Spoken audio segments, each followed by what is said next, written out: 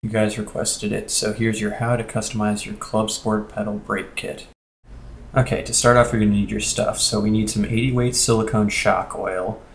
You need your shock, a pair of pliers, the foam insert, your valve, some sort of tool to pry off C-clips, and a paper towel.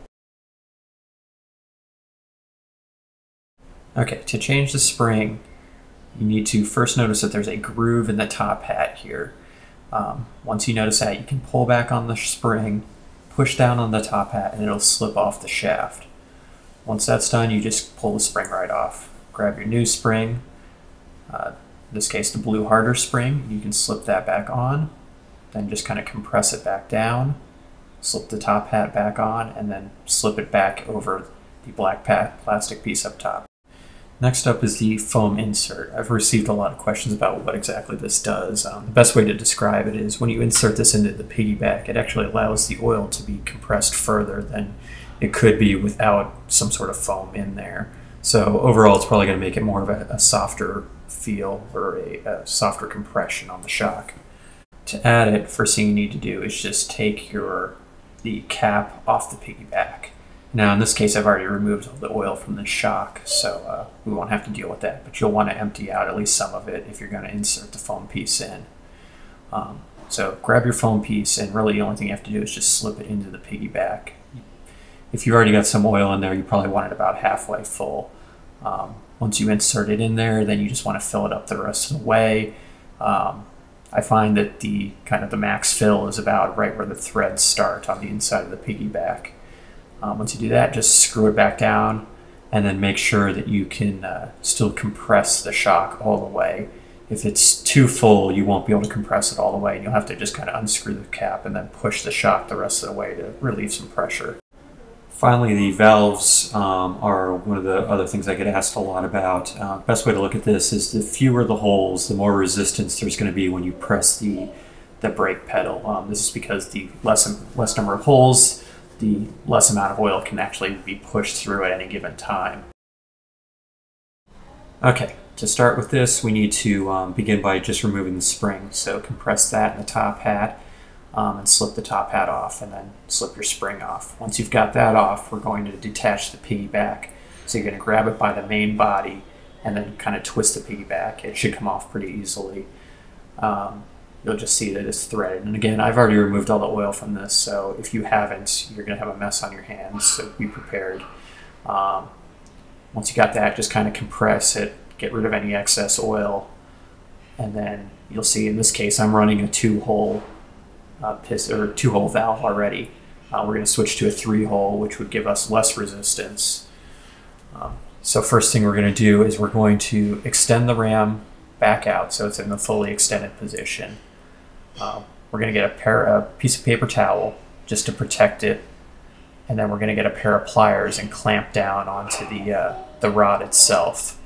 And again, use something to protect it because you don't want to mar it up.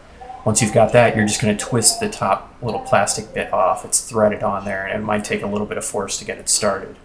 But once it's going, it should come off pretty easily. Okay, now that I've got that done, you can get rid of your pliers and get rid of your paper towel. The next step is going to be just to compress that all the way in and push it out, and you'll see it'll pop out now that the top piece is gone. Pull out the valve and the ram all the way. Once that's done, just kind of clean it off, wipe off any excess oil. And now you're just left with the valve, the ram, and the C-clip. So our next step is going to be to remove the C-clip from this. So I'm going to grab my little pick tool here. You can use this, or you can use a small flathead screwdriver. You just need something to be able to push that off. Okay, so I'm going to take the pick here, and on the C-clip there's 2 little grooves, and I'm just going to kind of pry it in there to pop it loose. You don't have to do it this way, but I find it works best with this tool. So I'm going to stick it in there until it pops out. I'm going to wipe it off then and just clean up the stuff. And as you can see here, this is what the C-clip looks like as a whole. Just set that aside for now, don't lose it. Once you've got that, you can just kind of pull off the existing valve and then get your new valve and just slip it right back over top of it. So pretty simple to do. So in this case, I'm using the 3-hole valve because that's what I have handy. This is going to make it actually a softer feel. So you slip that back on, then take your C-clip and just kind of slip it back on the groove here. And then I'm going to take my tool and then just force it the rest of the way. So you want it to be fully seated. So there's a little tab that's sitting at the bottom of it that you want to be sitting in that groove as well. Once I've got that, then I'm just going to take the main body of the shock again and insert the ram back through the top hole. And then just kind of push it into place. Once it's through the hole, you can just kind of pull it back out now and get it back into fully extended position. Next up, I'm going to take that black plastic piece that we took off and I'm just going to start threading it on. Get it on there as tightly as you can by hand. Once you've got that as tight as possible, then grab your paper towel again and just wrap it around your shaft and grab your pliers, clamp down on it, and then thread it on the rest of the way.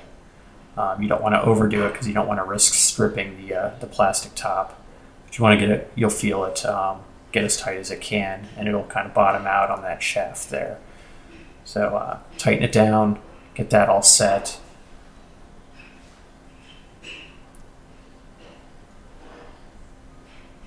Okay, now that it's tight, we can go ahead and start to refill the shock. Okay, so I'm going to grab my oil here, and I'm going to go ahead and fill the shock up about 1/2 to 3/4 of the way. Once it's to that stage, you want to go ahead and compress the shock, and what this will do will pull the oil down below the valve and let the air kind of escape, and then go ahead and re-pull it back up so the air is now at the top and escaping. Once that's done, just fill the shock up all the way to the very top of it, to the stage that there's almost like a dome of oil sticking out the top. Once you're there, just go ahead and reattach it to the piggyback. Once it's totally threaded back on there, really the only thing left to do is to put the spring and the top hat back on. So just go ahead and flip the shock back over, grab the spring that you're going to use, and slip that over the shock, and then compress it again and slip your top hat back on. And that's pretty much it.